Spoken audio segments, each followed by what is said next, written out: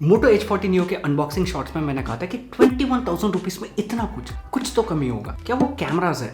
हर एक lightning conditions में इसका front and rear camera samples मिल जाएगा ताकि आपको कंप्लीट आइडिया लग सके मोटो H40 Neo के कैमरा परफॉर्मेंस के बारे में।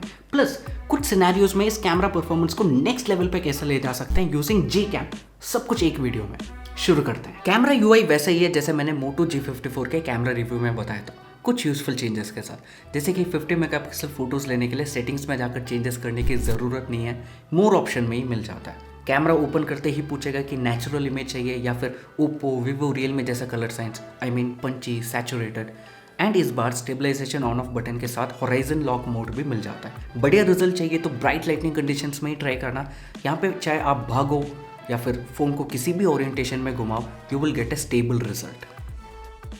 मोटो G54 के कैमरा रिव्यू में मैंने कहा था कि रियलमी जैसे कलर्स आते हैं कुछ फोटोज में, इस बार रियलमी से भी आगे निकल गया in most cases. Extremely saturated, bright, punchy colours, greens and reds को फिर भी मेंटेन कर लेता है for the most part, so बिल्कुल ही कार्टूनिश इमेज नहीं लगता। सिंपली कहूँ तो मेजॉरिटी ऑडियंस को इसका रिजल्ट बहुत पसंद आएगा। फैंटास्टिक लाइट कंट्रोल, आप देख सकते हैं कि ट्रिकी लाइटनिंग कंडीशंस में भी गजब का डायनामिक रेंज मेंटेन कर रहा है। टिपिकल मोटो फैशन में हल्का फुल्का इनकंसिस्टेंसीज यहाँ भी है। थैंकफुली इस बार रेयर है, 20-30 फोटोज में 3-4 बार मे बी, एंड वो भी ट्रिकी लाइटनिंग सिचुएशंस में। बट यस, हेलो इफेक्ट यहाँ भी देखने को मिलता है। जूम करने पे सफिशिएंट डिटेल्स, बट ज़्यादा जूम मत करना, डिटेल्स को आर्टिफिशियली बूस्ट करता है। इसके अलावा and may be saturated images for those who prefer natural images, ज़्यादा कुछ नहीं है कंप्लेन करने को at 21,000 rupees. Huge improvement by Motorola, अब कंसिस्टेंसी पे काम करने की बारी।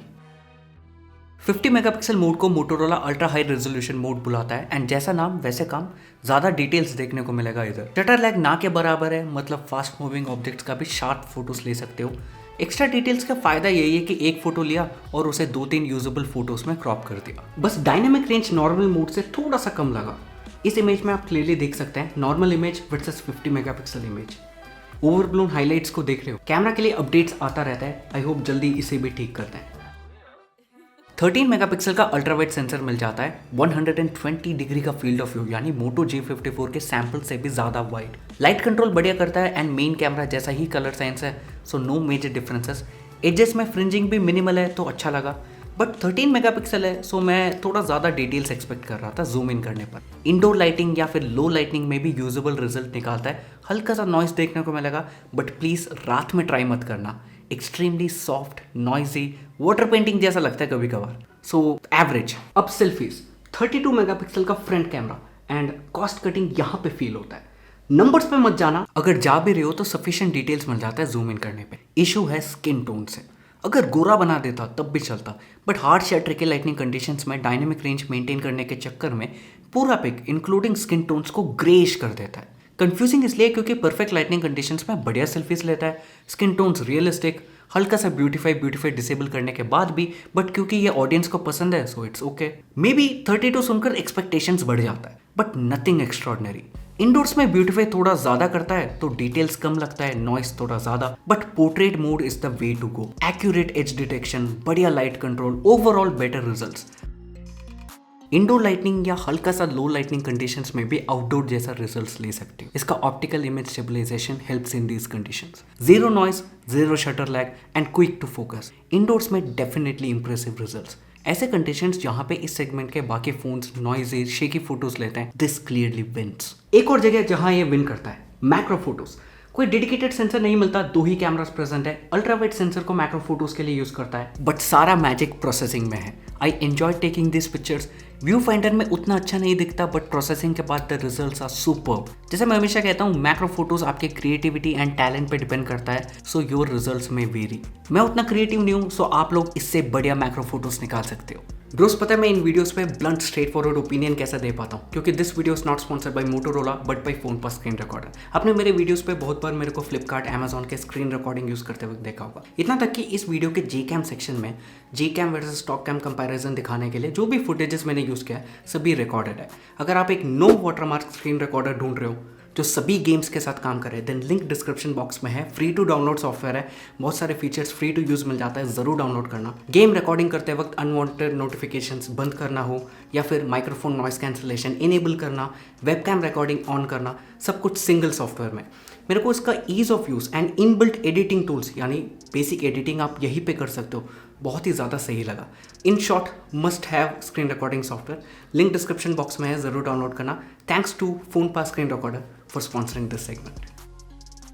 Night photos in one word, amazing, exceptional, probably the best in class. Result आपके सामने है, मैं सिर्फ बोल नहीं रहा हूँ, प्रूफ भी दिखा रहा हूँ। Extremely detail photos. याद रखना ये सब फोटोज नाइट मोड को यूज़ करके लिया गया है एंड इस पोर्ट में 1 सेकेंड लेता है फोटोज लेने के लिए। बट बिल्कुल ही स्टैचू जैसा स्टेडी रहने की भी ज़रूरत नहीं है, because optical image stabilisation helps a lot here. बिल्कुल ही दिन नहीं बना देता, फोटोज रात जैसा ही लगता है एंड अच्छा लगता है। पूरा यूज़ करता है इसका वाइड f1.8 अपर्चर का। ओवरऑल 0 कंप्लेंट्स, ओनली तारीफ। सिर्फ मैं नहीं, मैंने इस इमेजेस को ट्विटर पे शेयर किया था and everyone was surprised. Motorola से इतना एक्सपेक्ट नहीं किया था किसी ने। इतने तारीफ के बाद ऐसे बिलो एवरेज नाइट सेल्फीज भी एक्सपेक्ट नहीं किया होगा आपने। स्क्रीन फ्लैश मिल जाता है जिसे यूज करके पिच डार्क कंडीशंस पे भी यूजेबल नाइट सेल्फीज ले सकते हो। उसके बिना soft images and unusable result आता है। मैं तो सजेस्ट करूंगा कि नाइट है तो सेल्फी फ्लैश के साथ ही लेना, वरना लेना ही मत। Dedicated night mode for selfies देकर इस इशू को सॉल्व कर सकते थे, क्योंकि सारा मैजिक पोस्ट प्रोसेसिंग में, और ये चीज हमने रियर कैमरा नाइट सैंपल्स पे भी देखा था। एनीवेज, अब video samples. Moto H40 4K 30 FPS पे शूट कर रहे हैं। स्टेबलाइजेशन ऑन है, बैकग्राउंड नॉइस वगैरह आपको सुनाई दे रहा होगा, और ऑडियो भी फोन से कैप्चर हुआ है। अराउंड सनसेट का टाइम है, तो ज़्यादा ब्राइट भी नहीं है, ज़्यादा डिम भी नहीं है, तो परफेक्ट लाइटिंग कंडीशन बता सकते हैं वीडियोस वगैरह बनाने के लिए। जितना आप पास आएंगे ऑडियो बेटर सुनाई देगा।